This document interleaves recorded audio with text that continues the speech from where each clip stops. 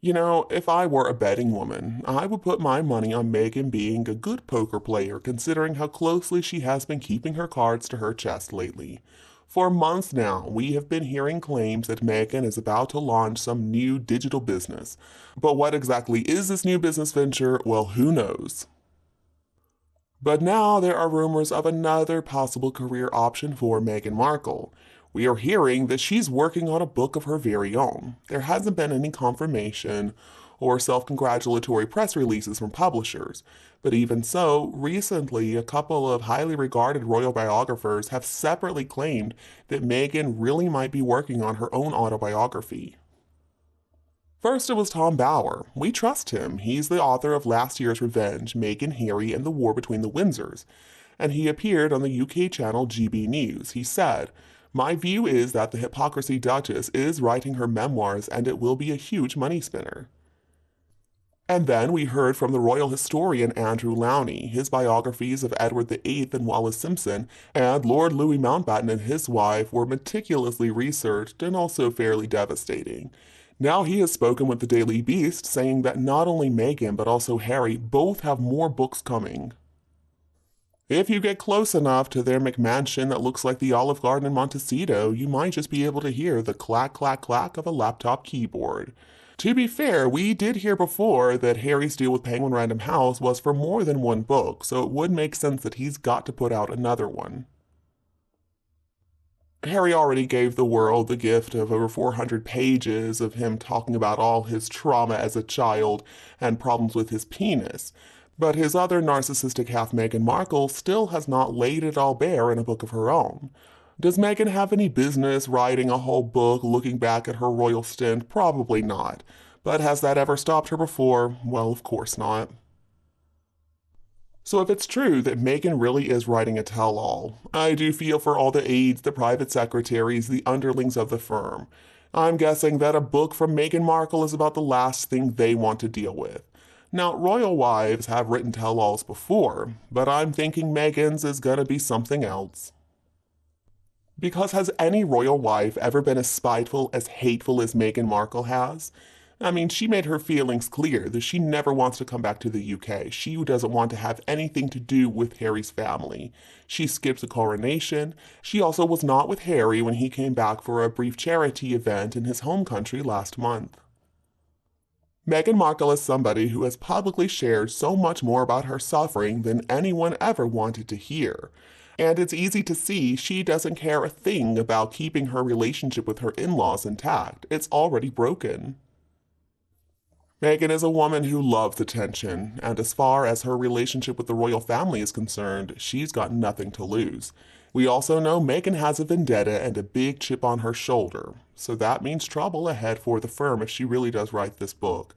She's gonna write about every single time she ever felt slighted, every single time she felt like she didn't fit in. She's gonna bear it all, and if she doesn't have enough to bear, then she'll just make something up. But she would not be the first royal wife to do something like this.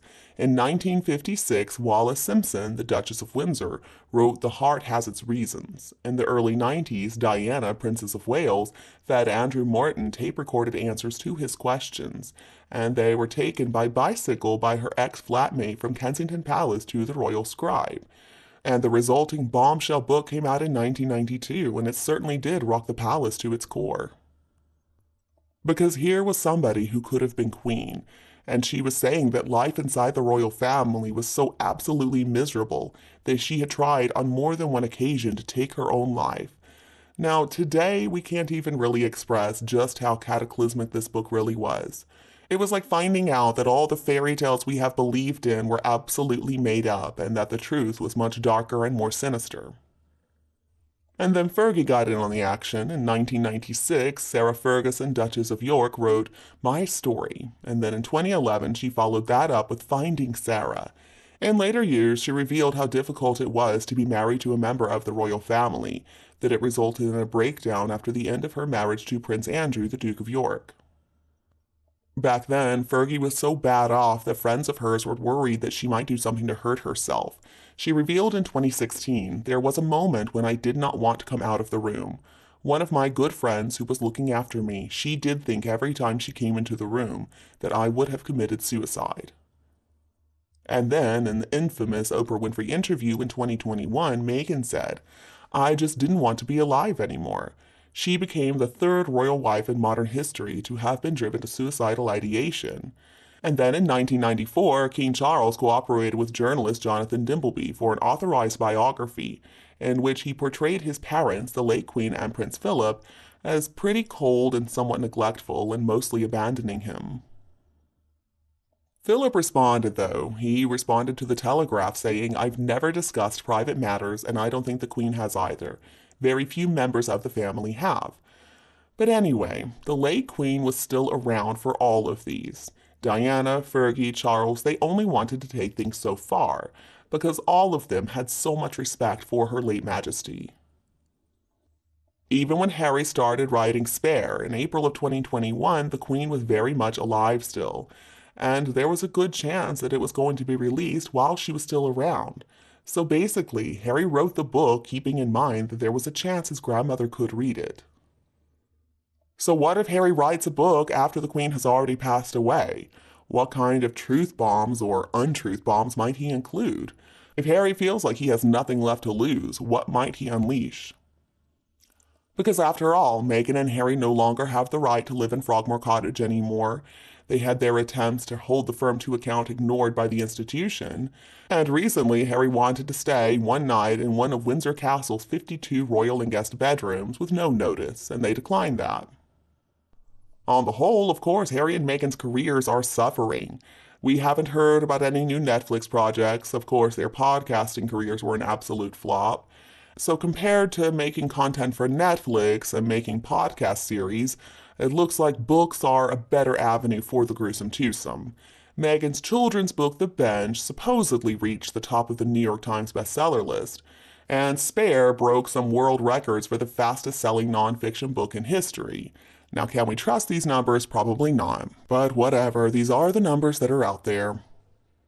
To be fair, all we're hearing is that they're writing books. It could be that they're not working on autobiographies. Maybe they're writing something else. Maybe Harry is writing about attracting hummingbirds to the hummingbird feeder. He did get a hummingbird feeder recently. And maybe Meghan is writing how not to be. I'm not really sure.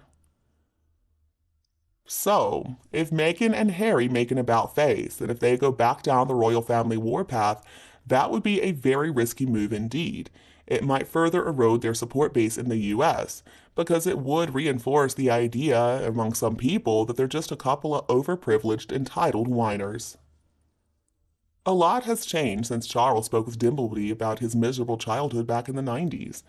When the book came out, Philip, who had come off really badly in that account, he fired back at Charles in an interview with the Telegraph. He said, I've never discussed private matters, and I don't think the Queen has either. Very few members of the family have. I don't know what he would say if he could see this situation now. I mean, there might not be enough swear words in the English language for him to express how he really feels.